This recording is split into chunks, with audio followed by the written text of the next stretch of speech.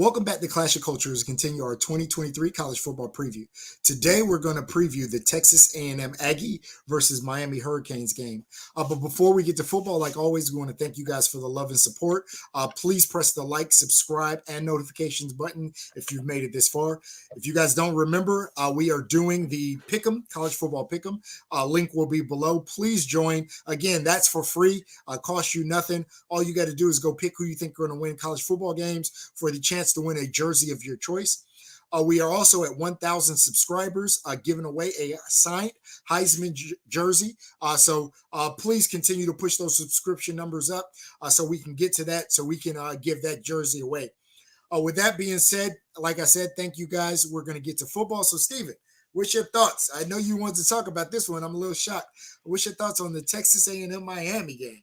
So as I was looking at this matchup, or I'll put it this way, as I was looking at games to preview for this preview series as we led up to the season, this one stuck out to me. The reason why, Texas A&M obviously recruited really well since they got Jimbo. Miami is trying to climb back into the ranks of, notoriety in college football. I think this is going to be one hell of a game. I think this game is going to be really good. I believe it's in week 2, if I'm not mistaken. I believe it's in week 2. Yeah. It's in Miami. Texas A&M is a touchdown favorite. Did you pick this as your game day game for that week? It is. I don't remember. I don't think I did. If I did, that would be a little surprising. Just because I didn't even know they were playing until I was making the list of videos to do this. Okay. So I don't really remember, to be honest. But again, like I said, Texas A&M is a touchdown favorite in this game away at Miami. A lot of question marks coming around Texas A&M heading in from last year with the questionable losses. Then you got Miami, the question marks around Tyler Van Dyke, the new offensive coordinator they brought over. So I think this game is going to be very entertaining. Obviously, I'm an ACC fan. So if Miami is able to kind of pull this off as the home underdog against Texas A&M, they're going to be somebody to look forward to. As a Clemson fan, a Florida State fan, and a North Carolina fan, anybody in the ACC who's trying to contend for that ACC championship game, Miami could really make a statement in this week 2 matchup. And I think those of you guys who watched the Miami preview, we talked about the recruiting class. They had a really good recruiting class last year. Again, Texas A&M has had really good recruiting classes in the last 4 to 5 years. They have a championship caliber coach in Jimbo Fisher, who is officially on the hot seat. According to me, I've been on the record saying that he's on the hot seat. I do think they do a little bit better this year. Yeah. I think they upset somebody in the SEC. So I don't know who it's going to be, but they're going to get somebody. I think they're going to be a lot better this year. But this is going to be a really good game. I think one of the better games of week 2. Obviously, no, I had Alabama-Texas prediction. Now that our game day location. Now that I think about it, but I think this is going to be one of the better games of week 2. But what do you think about it? Yeah, I think I think both of these teams are going to be down. But looking at it, I like Texas A&M's defense. Now their offense obviously has some questions as they move from Hines King, who transferred to Georgia Tech, to Connor Wigman, who played a little bit last year and actually looked halfway decent when he did come in at quarterback. But you're talking about a new quarterback, a new running back. They have receivers back. So Evan Stewart's back, Moose Muhammad's back. So they are bringing back some production there. But a lot of turnover, a lot of those 5 stars that we talk about, their high recruiting classes, a lot of those guys have transferred out. I like Tony Grimes coming there. I think he's going to be a star cornerback. I think it just didn't work for him in North Carolina. The new look, the new opportunity is going to be good for him because he looked like he had all the skills coming in. I think he was the number 1 cornerback in his class, if I'm not mistaken. So hopefully a chance to right that ship and really kind of play well. And then with Miami, the question with Miami is Cristobal capable of turning this around? It didn't look great season 1. We talked about them during their preview video, but to me, it's all about Tyler Van Dyke. Can Tyler Van Dyke, again, 3 years ago, we were talking about Tyler Van Dyke as a guy who is going to make noise and be a top 5 pick. Recently, he has not looked that part. To me, Miami, it all folds down to that. What do they get out of the quarterback position. I would not be surprised if Ja'Cory Brown ended up playing if Tyler Van Dyke can't get it done at the quarterback position. I wouldn't be surprised if that switch happens because at the end of the day, I think Miami's only going to go as far as that quarterback position goes.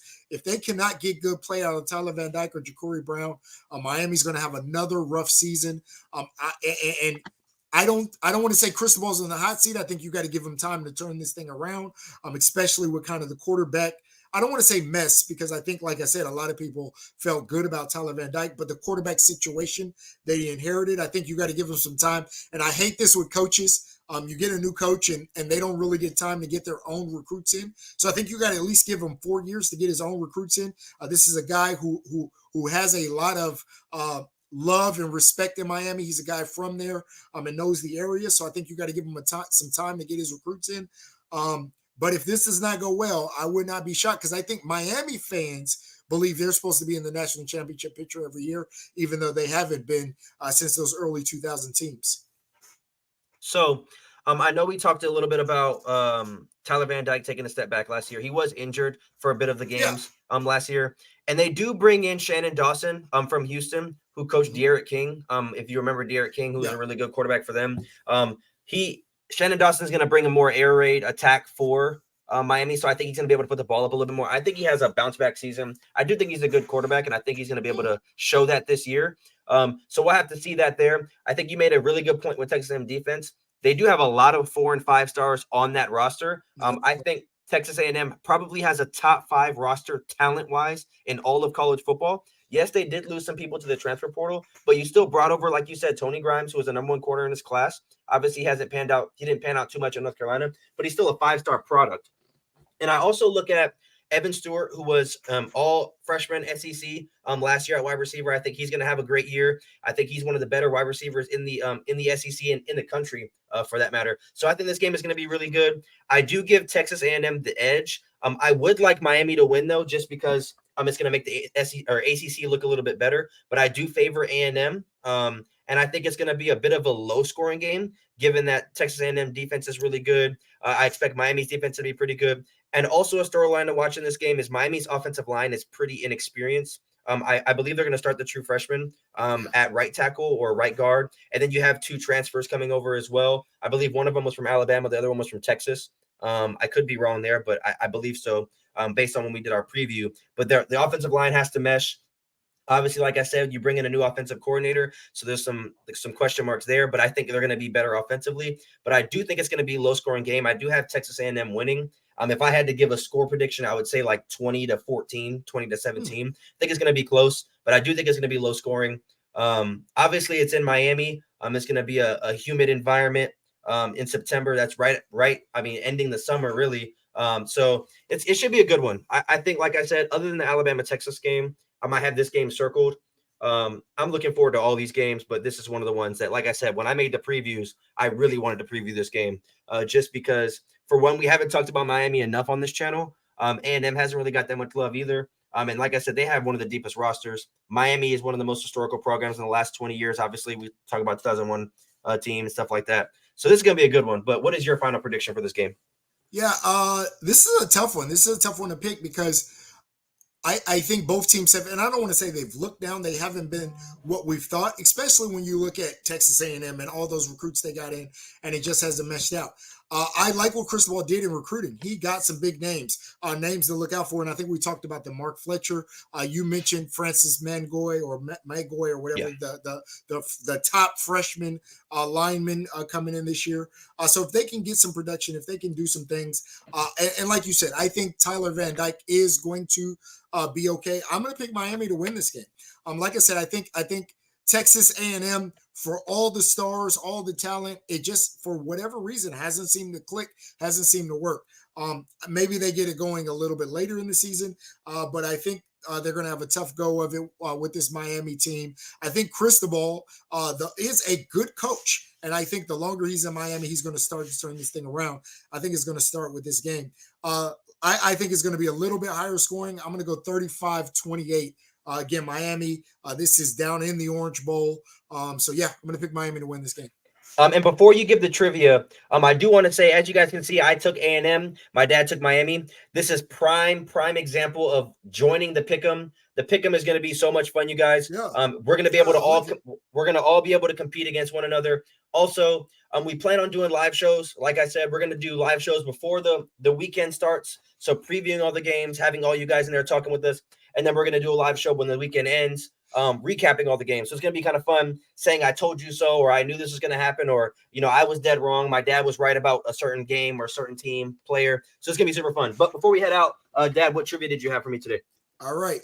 We're doing players in colleges. So Okay. let's start Jacoby Brissett. NC State. I thought that would be a little bit harder than that. I ain't going to lie. Okay. Tyler Heineke. Old Dominion. Okay, I see you. I know a little something. All right, let me go down to my Rolodex a little bit. I know a little something. Bailey Zappi. Oh, he went to a very small school. Yeah, got him. He went to like Kent State, or it was a blue school, wasn't it? All I'm gonna say is it is a smaller school. Is it a blue school? I don't know if they're blue. I'll be honest. I don't know off the top of my head if they're blue. Is it Georgia Southern? No. What is it? Western Kentucky. Oh, they're red. That's the Hilltoppers. Oh yeah. Well, yeah. Then they're not blue. Yeah, I didn't get it, but okay, it's 2 for 3. One more. Right. Let me see. Let's see where I want to go. I did not know he went there. That's Would you know this? Oh, I think we talked about him. Oh, let's go here with it. AJ Dillon. He went to Pitt. No. Oh no, AJ. I'm sorry. He went to Boston College. Oh yeah. He went to Boston College. Pitt was James Conner. I get the two big backs mixed up. I'm in the ACC. Okay. Right. But that was our preview for the A&M Miami game. Thank you guys so much for sticking around with us. Like I said before, make sure you guys join the pick'em down below. Hit that subscribe button. Hit the notification bell as well. We drop every single day. Season starts in about 3 weeks from now. It's going to be so much fun. The community is growing tremendously. Share it to your friends, family, anybody else you know that are college football fans that you think would have fun on the channel, kind of conversing with us and having college football dialogue. But we will see you guys tomorrow. Peace out.